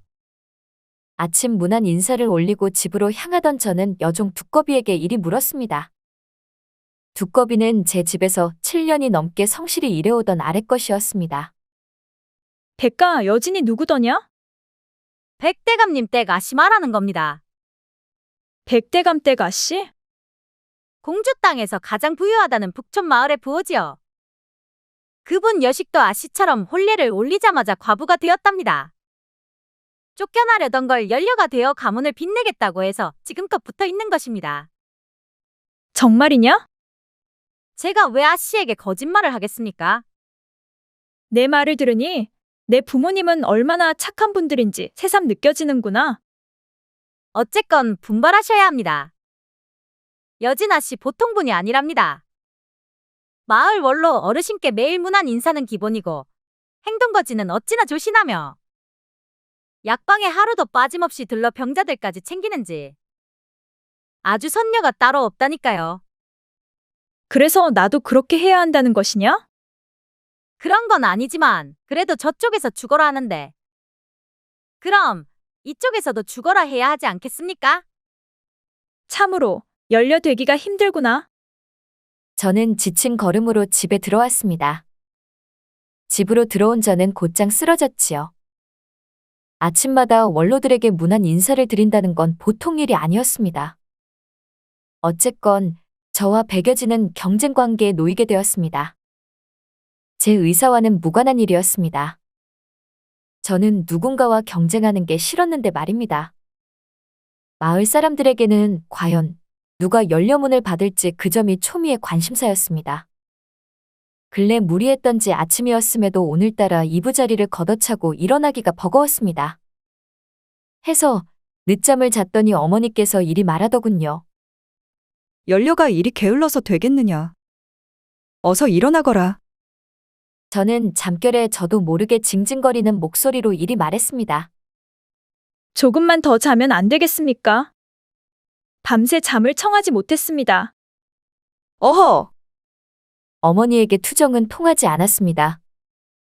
해서 어쩔 수 없이 몸을 강제로 일으켜 세워야만 했지요. 몸을 일으켜 세우자마자 어머니의 잔소리가 제 귓가를 간지럽혔습니다. 너는 우리 여인들에게 열려문이 어떠한 의미가 있는지 아느냐? 간절하지 않은 것만 같아 이리 묻는 것이다. 간절합니다. 간절하다 마다요. 어머니는 저를 유심히 바라보았습니다. 정말이냐? 예. 단지 오늘따라 버거울 뿐입니다. 오늘은 약방에 나가서 아픈 사람들을 위해 일일 봉사를 해야 한다. 그러니 어서 채비하거라. 오늘만 쉬면 안 됩니까? 저를 보는 어머니는 단호하셨습니다. 안 된다. 저는 서운한 마음에 저도 모르게 마음에 담고 있던 이야기를 꺼냈습니다. 그러니 저도 모르게 언성이 높아졌지요. 그런 가식적인 행위가 무슨 소용 있습니까? 저는 그런 가식은 싫습니다.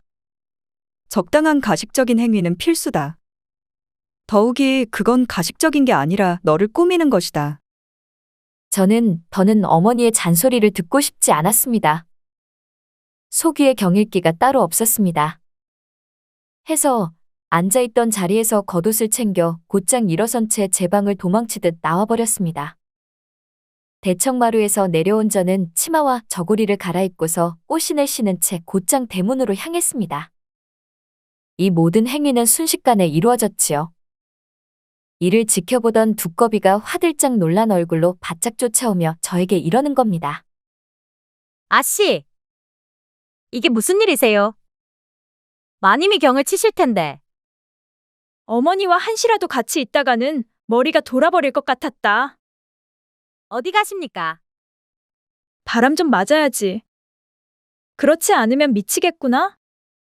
오늘따라 이 집구석이 답답해 잠시 밖으로 피신하고자 했습니다. 그런데 두꺼비가 저를 계속 쫓아오며 귀가 따갑도록 이리 말하는 겁니다. 아씨, 마님을 조금만 이해해 보시면 어떠십니까? 저는 앞만 보고 빠르게 걸으며 이리 답했습니다. 막말로 뛰고 싶었으나 그건 여인으로서 품위에 어긋나기에 하면 안 됐습니다. 나는 가식적으로 살고 싶지 않다. 그건 가식이 아니라 예쁘게 꾸미는 겁니다. 그게 나쁜 건 아닙니다. 저는 여종 두꺼비마저 어머니와 비슷한 얘기를 하니 짜증이 솟구쳤습니다. 해서 저는 두꺼비를 노려보며 이리 말했습니다. 솔직하지 못한 건 모두 나쁜 것이다. 그리고 너도 우리 어머니를 닮아가는 것 같구나. 감히 아래껏 주제의 잔소리가 요즘 너무 심해. 송구합니다. 저는 두꺼비만 한참을 노려보다가 다시금 앞을 향해 걸었습니다. 목적지는 없었습니다. 그저 쌓인 분노와 이 화를 풀기 위해 걷고 걸을 뿐이었으니까요. 어쨌건 이런 제가 걱정되었던지 여종 두꺼비는 말없이 제 뒤만 졸졸 따라왔습니다. 어느새 많은 사람으로 북적이는 장터였습니다. 오늘은 공주 땅의 장터가 열리는 날이었습니다. 걸음을 멈춘 저는 바짝부터 뒤에 따라오던 두꺼비를 돌아보며 이리 말했습니다. 장터를 구경할 것이다. 너는 이쯤에서 그만 집으로 돌아가거라. 제가 퉁명스러운 목소리로 이리 말하자 여종 두꺼비가 순간 기겁하는 얼굴로 저를 보았습니다. 아씨, 쓰개치마요. 뭐라고? 쓰개치마를 걸치지 않으셨다고요. 저도 정신이 없어서 그것을 이제야 알아차렸습니다. 이 일을 어쩌면 좋습니까? 저는 빠르게 얼굴을 만져보았고 제가 쓰개치마를 걸치지 않았다는 걸 뒤늦게 알게 되었습니다. 어머니와 두꺼비에게 잔소리를 들었더니 화가 치밀어 쓰개치마를 걸치고 밖을 나서야겠다는 사실을 깜빡 잊고 있었습니다. 저는 우선 이 앞에 자리한 좁은 골목길로 피신했습니다. 어쩐지 집을 나오며 이곳 장터까지 걸어왔을 때 사람들이 묘하게 저만 본다 싶었습니다. 저는 왜 그런지 몰랐는데 지금 생각해보니 그 사실을 알 것 같았습니다. 저는 골목길 앞을 가로막으며 우물쭈물 서 있는 두꺼비에게 이리 말했습니다. 쓰개치마를 쓰지 않은 당사자는 저인데 어찌 된 게 두꺼비가 더 안달난 상황이었습니다. 여기 있을 테니 너는 지금 당장 집으로 가서 어머니 모르게 쓰개치마를 가져오거라. 절대로 어머니가 알아서는 안 된다. 괜찮으시겠습니까? 오냐, 어서 가져오거라. 하늘을 보니 곧 비가 올 것만 같구나. 시간이 없다. 제 명령에 여종 두꺼비는 쏜살같이 집으로 향했습니다. 저는 골목길 깊숙한 일각에 몸을 숨긴 채 여종 두꺼비가 쓰개치마를 가져오기만을 기다렸습니다. 그런데 그때였습니다. 쓰개치마를 쓴 채 골목길 앞을 지나가던 웬 여인이 저를 보고서 제 쪽으로 성큼 다가오는 겁니다. 제게 다가오는 이가 낯선 사내였다면 경계했을 텐데 저와 같은 여인이라 경계하지 않았습니다. 고운 비단으로 만든 치마와 저고리를 걸친 것으로 보아서 사대부 규수로 보였습니다. 어쨌건 제게 무슨 볼일이라도 있나 싶어 다가오는 그녀에게 저는 이리 말했습니다. 무슨 일이십니까? 혹시 박 대감님 댁 지연 아씨 아니십니까? 어떻게 저를 아십니까? 충청남도 공주 땅에서 가장 유력한 열려문 후보인 아씨를 모른다면 말이 되겠습니까? 아, 원로 어르신들 칭찬이 자자하더군요. 실례지만 누구십니까? 제가 의아스러운 얼굴로 이렇게 묻자 그녀는 걸치고 있던 쓰개치마를 거둔 채 이리 말했습니다. 저도 아씨와 같은 유력한 열려문 후보입니다. 혹시 백대가님 댁따님이신 여진 아씨 아니십니까? 어머, 저를 아십니까? 저는 저와 같은 열려문 후보자였던 여진 규수의 얼굴을 오늘 처음 보게 되었습니다. 어머니께 숱하게 들었습니다. 외모는 하늘이 내려주신 선녀가 따로 없고 그 마음씨는 비단보다 곱다고 말입니다. 이리 뵈니 영광이오. 제가 이렇게 말하자 그녀는 호탕하게 웃더니 주변을 살피며 아무도 없음을 알고서 곧장 일이 속삭이더군요. 이리 잘 알고 계시다니 다행입니다. 그러니 앞으로는 저와 열려문 후보로서 대등하다고 여기지는 마십시오. 저는 하찮은 이와 비교당하는 게 너무나도 기분 나쁘니 말입니다. 충격적이었습니다. 이리 예쁜 여인이 마음에 이러한 싸늘함을 지니고 있었다니 말입니다. 막말로 그녀는 고운 외모를 지니고 있었을지 모르겠으나 마음씨는 최악인 여인이었습니다. 그녀는 제게 이러한 협박을 하고서 골목길을 떠났고 저는 순간 다리에 힘이 풀려 주저앉고야 말았습니다. 때마침 집으로 쓰개치마를 가지러 갔던 여종 두꺼비가 쓰개치마를 들고 돌아왔습니다. 여종 두꺼비는 사색이 된 얼굴로 쓰러져 있는 저를 부축하며 일으켜 세웠습니다. 아씨, 무슨 일이세요? 저는 정확한 자초지종을 말할 수 없어 우선 집으로 가자고 말했습니다. 저는 집에 겨우 도착했습니다. 그날 밤이었습니다. 저는 두툼한 이부자리에 누워 있었음에도 아까 골목길에서 벌어졌던 일이 머릿속을 떠나지 않았습니다. 해서 온몸이 부들부들 떨렸습니다. 제가 이리 부들부들 떨었던 이유는 겉과 속이 다른 여인의 이중적인 태도를 가까이서 직접 경험했기 때문입니다. 저는 이 같은 사실을 다음날 두꺼비에게 털어놓았습니다. 제 이야기를 한참 동안 듣고 있던 두꺼비는 제가 말을 끝마치자 곧장 성부터 냈습니다. 그거 완전히 정신 나간 여자네요. 아씨, 그런 여자에게 열려문을 빼앗기면 되겠습니까? 뭐라고?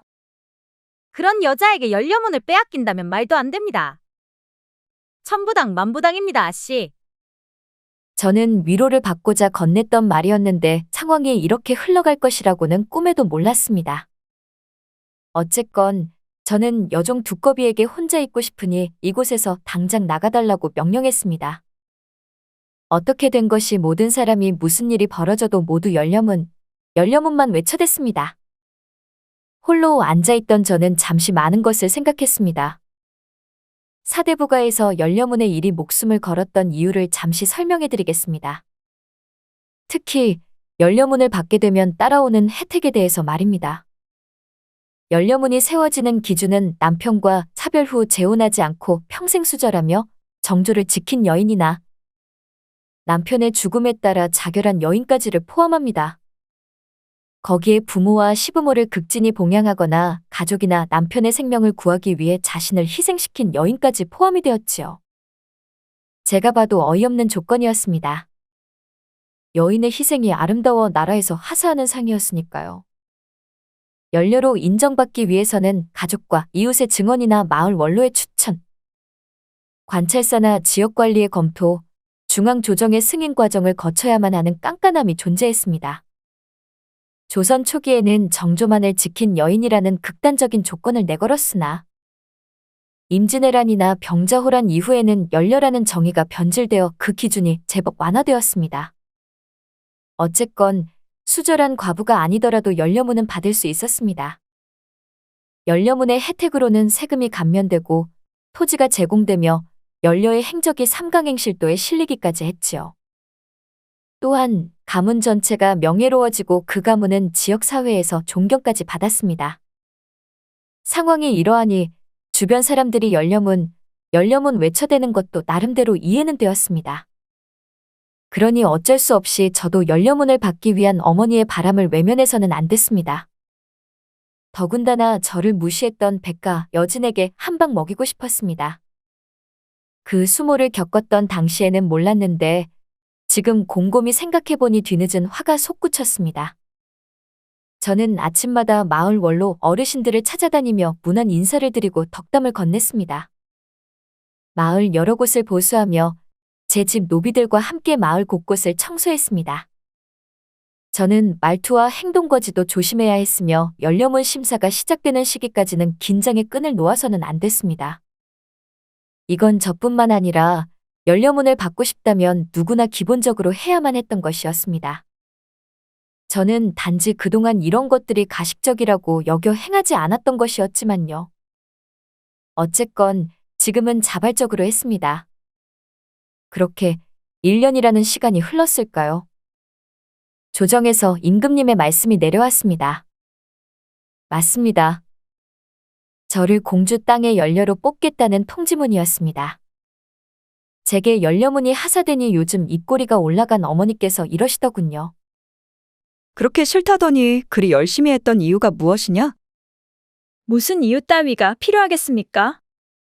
그저 어머니와 가문의 기대에 보답하고 싶었습니다. 제가 이리 말하자 어머니께서는 저를 격하게 끌어안았습니다. 지금에서야 말씀드리지만 제가 연료문을 받을 수 있었던 건 저를 부추기는 경쟁자가 있어서였습니다. 처음에는 경쟁이라는 것 자체가 부담스러웠는데 적당한 경쟁은 사람에게 긍정적인 요인으로 작용하는 것 같습니다. 저는 한양에 거주하는 양반으로 저희 가문은 알아주는 명문가에 속했습니다. 저는 매우 넓은 기와집에 살았는데 이 집에 널린 노비만도 대략 100두가 넘었습니다. 노비는 관청 소속인 공노비와 개인의 소유물인 사노비가 있었고, 사노비를 다시 쪼개어 설명하자면 솔거노비와 외거노비로 분류할 수 있었습니다. 솔거노비는 주인과 함께 거주하며 일상과 직결된 여러 허드렛 일을 도맡았고, 외거노비는 주인과 떨어져 거주한 채로 토지를 경작하거나 농작물을 재배하며 살았습니다. 외거노비는 솔거노비에 비하면 상대적으로 자유로운 신분이었지요. 아무리 노비라나 주인을 속이지 않고 열심히만 일한다면 저는 곱절의 보상도 능히 해주는 위인이었습니다. 그러니 노비들은 언제나 제 집에서 일하는 것을 영광으로 알았습니다. 그러함에도 무엇이 부족했는지 도망치는 솔거노비들은 날이 갈수록 늘어났습니다. 서운하지 않게 대해주었고 먹을 것과 편안한 잠자리까지 살펴주었음에도 솔거노비들은 연일 배신을 일삼았습니다. 이건 제 가문만 겪는 일이 아닌 조선 전체 양반가에서 나타나는 현상이었습니다. 그러니 추노꾼들만 배부른 요즘이었지요. 저는 사태의 심각성을 깨우쳐 마당에 이 집안의 모든 노비를 불러 모아 이리 말했습니다. 지금이라도 철저한 단속을 해야만 했습니다. 요즘 주인을 배신하고 도망치는 노비가 많구나. 주인을 배신하고 도망치는 것은 그 죄를 엄히 다스릴 수밖에 없다. 그러니 헛된 생각은 버리고 자기가 맡은 본분에 최선을 다하거라. 알겠느냐? 모두는 제가 엄포를 놓자 긴장하는 얼굴로 알겠다면서 고개를 끄덕였습니다. 그러함에도 안심할 수는 없었습니다. 양반의 속마음은 알아도 노비들의 속마음은 알 수가 없었으니까요. 아무리 제가 잘해주어도 신분의 벽을 넘어설 수는 없었습니다. 다른 양반 집에서 허드렛일하는 노비들이 얻어맞아 죽거나 짐승보다 못한 대접을 받는 일이 다반사였기에 요즘 양반과 노비들 사이에서는 보이지 않는 불편한 기색이 역력했습니다. 이건 이 집에서도 흔히 볼 수 있는 풍경이었습니다. 때문에 저는 그들을 다른 집 노비들보다 더욱 잘 보살폈었습니다. 자칫 거센 저항이라도 일어난다면 손해는 모두가 제 몫이었기 때문입니다. 그러던 어느 날이었습니다. 제 집은 찾은 벗이 이리 투덜거리며 잔소리했습니다. 하여간 짐승보다 못한 것들은 말로 하면 알아듣지를 못하네. 글쎄 장작을 패라고 했더니 그 적은 양을 하루 종일 패고 있지를 않던가. 그놈 때문에 올겨울 재수 없었으면 곧불과 동거할 뻔했네. 그들도 노비이긴 하나 사람이네. 내가 듣자 하니 자네가 아래 것들에게 부여하는 노역이 상당하다고 들었네. 뭐든 지나치면 갈등이 생기기 마련이네. 그러니 조금 선한 마음으로 그들을 대해주게나. 허허, 자네는 말을 참으로 기분 나쁘게 하는구먼. 윗사람이 아랫사람을 하대하는 것은 당연한데 뭐가 잘못했다는 것인가? 내 말을 고깝게 듣지 말고 가슴에 새기게. 아무리 노비라나 사람의 마음을 얻지 못하면 큰 화를 입을 것이네. 얼마 전에 북촌 마을에서도 노비가 낯을 들고 주인을 겁박하는 일이 있지 않았던가. 자네가 요즘 주역과 명리에 빠져 산다더니 조선의 경국대전까지 무시하려는가? 노비들은 사람이 아니라 짐승이네, 짐승. 짐승 편은 적당히 드는 게 좋을 걸세. 어쨌건 그 친구는 언짢은 기색을 한 채로 이 집에서 나가버렸습니다. 하지만 저는 제가 했던 행동을 후회하지 않았습니다. 그렇게 며칠이 지났을까요? 저는 그날도 처소 안서환 앞에 앉아 책을 읽고 있었는데 충격적인 소식을 들어야만 했습니다. 참고로 저는 밤이면 밤마다 주역과 풍수 관상에 관한 책을 즐겨 읽었습니다. 대감 어르신, 안에 계십니까? 책에 정신을 집중하고 있던 저를 다급하게 불렀던 건 솔건업이었던 우두머리였습니다. 우두머리는 제 곁에서 12년째 일하고 있는 믿음직스러운 아랫것이었죠. 참고로 우두머리는 여종이었습니다. 노비들은 성과 이름이 없었기에 저는 제 집에서 일하는 모든 노비에게 이름을 지어주었습니다. 우두머리라 불리는 그녀는 제 집에서 모든 산노비의 기강을 바로잡는 이였기에 저는 그녀에게 우두머리라는 이름을 지어주었었습니다. 제가 부여해준 이름처럼 아래 것들을 다스리는 본분의 신명을 다하라는 의미도 컸지요. 무슨 일이냐? 이 야심한 시각에 말이다. 깡촌이가 아까 전부터 별채에 보이지 않습니다. 혹시 깡촌이에게 따로 무슨 심부름이라도 시키신 것이옵니까? 깡촌이에게 따로 뭔가를 해오라 지시하지는 않았다. 너도 알다시피 이 집에서 일어나는 모든 일들은 모두 너를 통하지 않더냐. 그럼 깡촌이 이 녀석이 도망친 것 같습니다. 며칠 전부터 불평불만이 많았었는데 그때 유심히 살필 걸 그랬습니다. 이 일을 어찌합니까? 저는 깡촌이가 별채에 보이지 않는다는 우두머리의 말에 보고 있던 책을 덮어버렸습니다. 확실한 것이냐? 요즘 잠잠하나 싶었더니 다시금 누군가 이 집에서 자유를 갈망해 도망친 것 같았습니다. 그러함에도 저는 이를 믿고 싶지 않았습니다. 저만큼 노비들에게 잘해주는 이는 드물었기에 아래 것이 도망쳤다는 걸 인정하고 싶지 않았나 봅니다. 아무래도 그런 것 같습니다. 추노꾼을 부를까요? 저는 더 이상 책에 집중할 수가 없었습니다. 아래 것들에게 그리 숱하게 잘해주고 마음을 주었으나 돌아온 것은 도망뿐이었습니다. 하긴 요즘 양반과 노비들 사이에 사회적 불화가 잦으니 이점이 이해되는 상황이기도 했으나 어쨌건 불편하지 않다면 그건 거짓말이겠죠. 발빠른 추노꾼에게 기별을 놓고 빠르게 잡아오라 이르거라. 그 녀석 고향이 경상도라 하였으니 분명히 고향 땅으로 도망쳤을 것이다. 어떻게든 포졸들보다 먼저 붙잡아야만 한다. 행여나 다른 이에게 붙잡힌다면 그 녀석이 죽을 수도 있다. 저는 아래 것이 저를 배신하고 도망쳤음에도 그놈의 앞날부터 걱정했습니다.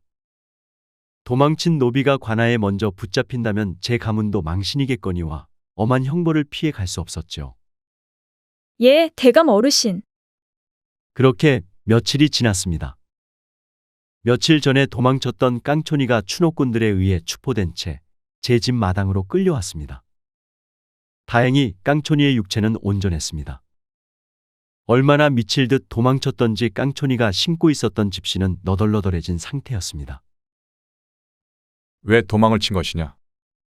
내가 너에게 서운하게 한 것이라도 있었던 것이야. 저는 제가 무슨 잘못을 저질러 도망을 쳤는지 한 번은 물어봐야 한다고 여겼습니다. 도망쳤다고 하여 무작정 벌을 내릴 수는 없었습니다. 여기서 깡촌이가 잘못했다고 싹싹 빌고서 용서를 구한다면 한 번의 기회는 더 주려고 했습니다. 노비가 도망치는데 무슨 이유가 있겠소? 그저 사람답게 살고 싶어 자유와 평등이 있는 곳으로 도망치고 싶었을 뿐입니다. 더욱이 양반은 우리 노비의 적이 아닙니까? 저를 매섭게 노려보며 싸늘하게 툭툭 내뱉는 깡촌이의 말에 저는 상처를 받았습니다. 깡촌이는 양반인 저를 오로지 적대자로만 여기고 있었습니다. 해서 저는 이리 물었습니다. 세상을 노비와 양반으로만 바라보는 시선은 위험하구나. 대체 내가 너를 어떻게 처분해야 할까? 정녕, 내가 너를 여기서 죽이기를 바라는 것이냐? 더는 대감 어르신과 말을 섞고 싶지 않습니다. 그러니 저를 죽이든 살리든 알아서 하십시오.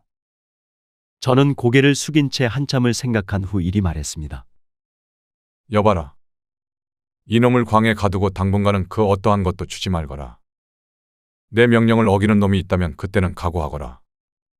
또한 앞으로 도망치다 걸리는 녀석들이 있다면 누구든 온전치 못할 것이니 그리 알거라. 저는 이 집 마당에 군집을 형성한 채 모여있던 노비들에게 이리 경고했습니다. 어쨌건 그들은 제 말을 알아들었던지 모두 고개를 끄덕인 채 심란한 얼굴로 해산했습니다. 요즘 도망치는 노비들이 많으니 그로 인해 이런 것들을 유행처럼 따르는 노비들이 덜어 있었습니다. 어쨌건 저는 깡촌이를 죽일 수가 없었습니다. 제가 노비였다고 해도 눈에 보이지 않은 자유와 평등을 부추기는 자들이 있다면 그 달콤한 말에 넘어갔을 겁니다. 말은 엄하게 했으나 그의 심정을 어느 정도 이해하니 깡촌이를 과하게 처벌할 수가 없어 스스로 답답함을 느꼈습니다. 그 일이 있던 후 어느 날 늦은 새벽이었습니다. 심란한 마음으로 뒤뜰에 서 있던 저를 잠시 구름 밖으로 나온 보름달이 밝혔습니다. 그 앞으로 우두머리가 조심히 다가와 이리 말하더군요. 대감 어르신, 송구합니다. 우두머리가 죄송하다고 말했던 이유는 깡촌이를 들이자고 적극적으로 추천했던 인물이 우두머리 그녀였기 때문입니다. 이 집에 솔건어비와 외건어비를 포함해 모두 몇 이더냐?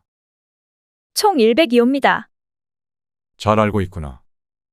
그 중에서도 양반과 함께하는 솔건어비가 얼마나 중요한지 알고 있느냐? 잘 알고 있습니다. 솔건어비는 양반과 함께하기에 늘 위생을 신경 써야 하고 글도 읽을 줄 알아야 합니다. 이건 대감께서 제게 알려주신 것이 아니옵니까? 사람이 언제 나쁜 마음에 생기는지 아느냐? 언제이옵니까? 아는 게 많아지면 헛된 마음이 생긴다. 그렇다고 솔건어비들에게 그를 배우지 말라 막을 수도 없지를 않더냐. 그러면 집안일이 유연하게 돌아가지를 않으니 말이다. 내가 여인인 너를 노비들의 총반장으로 앉힌 이유도 일처리가 유연하기 때문이었다. 그 점은 쇳내도 감사하게 생각하고 있습니다. 하긴 여인네가 우두머리라 하면 사내놈들 자존심이 상하겠지. 어쨌건 버겁다는 건 잘 알고 있으니 지금처럼 분발해다오. 예, 대감 어르신. 그나저나 일전에 이곳을 찾은 내 벗을 기억하느냐? 일전에 대감 어르신과 말다툼을 벌이셨던 분 말씀이십니까? 얼마 전에 노비가 휘두른 낫에 생을 달리했다는구나. 우두머리는 제가 내뱉은 말을 듣고서 쏘스라치게 놀란 얼굴로 그저 아무런 말도 내뱉지 못하고 있었습니다. 쇳내가 무슨 말을 해야 할지 모르겠습니다. 나도 두렵구나. 내가 아무리 너희들에게 많은 것을 베풀어도 너희들이 양반에 대한 불신이 가득하다면 어찌 나와 너희들이 이 집안에서 앞으로 함께 생활할 수 있겠느냐? 나는 너희들과 상생하는 법을 찾고 싶은데 이게 내 욕심인 것이냐? 그저 송구할 뿐입니다. 어쨌건 이번 일은 깡촌이 잘못이니 엄히 물으시어 기강을 바로잡으심이 어떻겠습니까? 적당한 벌도 기강을 바로잡는 데에는 필수라고 봅니다. 폭력은 폭력을 낳을 뿐이다. 자고로 나라를 다스리는 왕에게 중요한 것은 덕이란다. 백성을 강압적으로 다스리려 한다면 언젠가는 탈이 나겠지. 이 무식한 제가 잠시 생각이 짧았습니다. 그나저나 깡촌이를 어떻게 처분하실 것이옵니까? 이대로 쉬쉬하는 것도 좀 그렇지 않겠습니까? 믿음을 저버린 노비를 어찌 내 아래에 두고 쓰겠느냐? 노비 시장에 내다가 팔 것이다. 그렇다고 죽일 수도 없으니 아무래도 그게 최선인 것 같구나. 예, 알겠습니다. 그리고 집안일이 차질 없이 돌아가게 하려면 노비를 들여야 하지 않겠습니까? 알아봐야지. 조금만 기다려보거라. 남종 셋과 여종 5이 필요한 상황이 옵니다. 알았으니 물러가 보거라. 제가 이리 말하자 우두머리는 무슨 할 말이 있던지 발길을 떼지 않고 머뭇대더군요. 무슨 할 말이라도 남았더냐? 우두머리는 제가 이렇게 말하자 저를 뚫어지게 보더니 이리 말문을 열었습니다. 대감께 한 가지 건의하고 싶은 것이 있사옵니다. 그게 무엇이냐? 이번에 뽑을 솔거노비들의 사주를 보면 어떻겠습니까? 저는 의아스러운 얼굴로 우두머리를 바라보았습니다. 사주? 그러니깐 사주를 보고 부족한 이들을 들이시는 게? 날 더러운 노비들의 사주를 보란 말이냐? 그것도 이 집에서 내 식솔과 함께 살 노비의 사주를 말이다. 대감께서는 사주를 잘 보지 않으십니까? 평소에 주역과 풍수, 관상에 관심이 많으시니 이번 기회에 이를 바탕으로 아래 것들을 뽑아보심이 괜찮을 것 같습니다. 사주처럼 정확한 것도 없다고 하지 않으셨습니까? 그때 제게 해주신 말씀이 떠올라 건의드려봤습니다. 정조 대왕께서도 신하를 드릴 때 관상을 보았다는 걸 책에서 읽었습니다. 하물며 노비라도 사람을 청거하는 데에 있어 사주를 보는 게 당연하지 않겠습니까? 저는 사주를 보고 솔거노비를 뽑자는 우두머리의 제안에 내심 솔깃함을 느꼈습니다. 사주팔자처럼 사람을 정확하게 파악할 수 있는 것도 없었으니까요. 그러니 우두머리의 말이 터무니없다고 여기지는 않았습니다. 하긴 조정에서 신입 관료를 뽑을 때나 내명부에서 사람을 뽑을 때도 사주를 보지요. 그러니 사대부가 노비를 뽑을 때 사주를 본다는 것 역시 황당한 일이 아니었습니다. 며칠 후였습니다. 저는 뒤뜰에 있던 정자로 우두머리를 불렀습니다. 부르셨습니까, 대감 어르신? 태어난 생년월일시를 보고 이 집에서 함께 일할 솔거노비를 사겠다는 방을 붙이거라. 태어난 생년월일시를 모르는 자는 절대로 이 집에 들일 수 없는 것도 적시해야 할 것이다. 그리 하시기로 맘먹으신 겁니까? 오냐? 이 같은 저의 결정에 도성 내부는 떠들썩했습니다. 세상의 어느 양반가에서 이러한 것으로 노비를 뽑겠습니까? 사내종을 뜻하는 노를 뽑을 때는 힘이 좋고 장작을 잘 패며 물을 잘 길러오는 점을 보고, 여종을 뜻하는 비를 뽑을 때는 그저 반반하고 청소와 음식만 잘하면 그만이었는데 말입니다. 상황이 이러하니 제 집을 드나들며 안부를 건네는 양반 지인은 돌아가며 이리 말하더군요. 요즘 노비 시장에서 장안의 화제가 자네더군. 어찌 솔거노비를 드릴 때 사주를 볼 생각까지 하였던가. 다른 이는 이리 말하기도 하였습니다. 그 때문에 우리 양반들의 꼴이 우습게 되었네. 우리가 무슨 우리보다 잘난 상전을 뽑던가? 한낱 짐승보다 못한 것들인데 사주팔자를 보고 일할 놈들을 뽑겠다면 그게 저들과 우리가 똑같다는 걸 간접적으로 의미하는 것이 아니던가. 그러니 이 같은 결정을 철회해 주시게. 하지만 저는 이번 결정을 철회하고 싶지 않았습니다. 이곳에서 일할 솔거노비가 모두 충족이 될 때까지는 제 방식대로 할 계획이었으니까요. 그렇게 보름이라는 시간이 지나고 드디어 솔거노비를 드릴 날이 되었습니다. 제 집 대문 앞은 제 가문에서 일하고 싶어 한달난 솔거노비들로 가득했습니다. 참고로 다른 양반댁에서 일하는 솔건업이라도 제 마음에만 든다면 얼마든 값을 치르고 사오겠다고 이미 방에 명시해 놓은 상황이었습니다.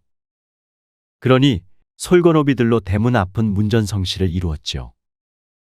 왜냐면 제 가문에서 일한다는 건 그만큼 편하고 많은 혜택이 따른다는 것이나 마찬가지였거든요. 우두머리는 길게 늘어선 이들을 바라보며 이리 외쳤습니다. 자자, 지금부터 이곳에서 일하게 될 솔건업이를 고르게 될 것이오. 내가 가리키는 이들은 나를 따라 안으로 발걸음을 들이시오. 태어난 생년월일씨를 나에게 말해보거라. 저와 마주보고 앉은 첫 노비가 저에게 생년월일씨를 말했습니다. 저는 이를 토대로 글자 8개를 뽑아내고서는 유심히 바라보았지요. 자네는 사주에 상관이 많구먼. 안타깝지만 자네는 안 되겠네. 돌아가거라. 이유가 무엇입니까? 자네 사주에는 상관이 많아. 상관은 제도에 도전하고 반항하고 거부하는 기질을 지녔네. 도전적인 성격을 지닌 동시에 잘못된 것을 뜯어고치겠다는, 혹은 잘못된 걸 바로 잡겠다는 불같은 성정이 매우 강하지. 그러니 상전의 말이라면 무조건 들어야만 하는 노비로서는 그다지 좋은 사주는 아니라고 할 수 있네. 그렇습니까? 그러니 그 불같은 성정을 내려놓고 제도를 인정하고 살았으면 좋겠네. 참고로 상관은 지적질도 잘한다네. 그러니 주변에 있는 사람들이 자네 험담 좀 하겠구먼. 그걸 어찌 아셨습니까? 글자를 보면 다 안다네. 어쨌건 상관은 재주가 많고 표현을 잘한다는 장점이 있으니 이를 잘 활용하면 다른 이들보단 노비 생활을 이어갈 수 있겠네. 저는 그렇게 여럿의 사주를 봐주었습니다. 이제 딱 한 명만 뽑으면 되는 상황이 도래했습니다. 대청마루에 앉아있던 저는 옆에 서 있던 우두머리에게 이리 말했습니다. 이제 마지막이더냐? 예, 대감 어르신. 고생했구나. 아닙니다. 쇳내 대감 어르신께서 여러 노비의 사주를 봐주시는 걸 옆에서 지켜보니 참으로 신통하고 재미가 있다는 걸 느낍니다. 이제 대문 밖에 한 명만이 남았습니다. 들어오라고 할까요? 오냐? 제가 사주를 볼 마지막 노비가 들어오고 있었습니다. 무슨 이유에서인지 마지막 노비는 발목을 심하게 절면서 걷더군요. 어떤 사연이 있는지 궁금했습니다. 자네 이름이 무엇인가? 이름은 없사옵니다. 그럼 태어난 생년월일씨를 말해보게. 그가 태어난 생년월일씨를 말하자 저는 빠르게 8글자를 뽑아냈습니다. 저는 그자의 8글자를 유심히 들여다본 후 그의 얼굴을 보면서 이리 말했지요. 겁재가 정관이 없는데 운에서 정관이 들어오면 이 겁재에게 시끄러운 일이 생긴다네. 나에게 안정적인 틀을 제공해 주겠다는 제안이 들어온다고 할 수 있지. 그런데 겁재의 기본적인 성향은 그 안정적인 틀을 거부한다는 것이지. 이게 자네의 올해 운이라네. 그러니 잘 다니던 곳에서 쫓겨나는 일을 맛보게 될 수도 있을 것이네. 그럼 저는 어찌해야 합니까? 겁재는 내 위에 잘난 사람이 없다는 걸 뜻하네. 겁재가 추구하는 것은 자존심과 명예라고 할 수 있지. 그러니 어찌 사람이 타고난 팔자를 바꾸겠는가? 나로서는 자네를 내 집에 들이기 곤란하겠구먼. 그렇습니까? 제가 이리 말하자 그가 잔뜩 실망한 표정을 지었습니다. 저는 그자의 표정에 마음이 안쓰러워 한동안 입을 닫고 있다가 이내 이리 물었죠. 한 가지 묻고 싶은 것이 있는데. 예나리. 지금 누구 댁에서 일하고 있던가? 북촌 마을에 자리한 최 대감 댁에서 노비로 있사옵니다. 이 집에서 일하고 싶은 이유가 무엇인가? 나는 자존심 강한 노비는 드리고 싶지 않네. 하지만 자네에게는 다른 이들의 사주와는 다른 걸 보았기에 한 번의 기회를 주고 싶어 이리 묻는 것이네. 이놈 재작년에 북한산에 올라 장작을 팼지요. 그런데 대감 어르신께서 무리한 노역을 연이어 재촉하시니 끝내 허리와 발목을 삐끗하였습니다. 후로 허리는 나아졌으나 발목에 무리가 가서 노역은 갈수록 버겁게만 느껴졌습니다. 그런데 주인 어르신께서는 이제는 제가 쓸모없다면서 저를 어딘가에 팔려고 하셨습니다. 의원 말로는 평생을 절뚝이며 살아야 한다더군요. 이런 제가 팔려가봤자 얼마나 좋은 곳으로 가겠습니까? 그러니 저에게는 이곳이 마지막 희망입니다. 노비에게 겁제는 좋지 않네. 나와 음양이 다른 동일한 오행을 겁제라고 하는데 이 겁제는 재물을 두고 일간인 나와 다투는 것이네. 내 재물을 앗아가는 도둑이기도 하고 내가 나눠주는 것이기도 하지. 어쨌건 설명하자면 복잡한데 자네에게는 안정적인 틀이 필요하니 내가 자네에게 안정적인 틀이 되어주겠네. 정말이십니까? 그 절투기는 발목에 감사하게. 그게 내가 자네를 택한 결정적인 이유이니 말일세. 그러니 내 밑에서 신명을 다해주게. 감사합니다, 어르신. 그렇게 저는 제가 필요로 하는 솔거노비들을 드렸습니다. 확실히 그들의 사주를 보고 필요한 인원을 뽑으니 뒤탈은 없더군요. 앞으로도 이를 적극 활용해야겠습니다.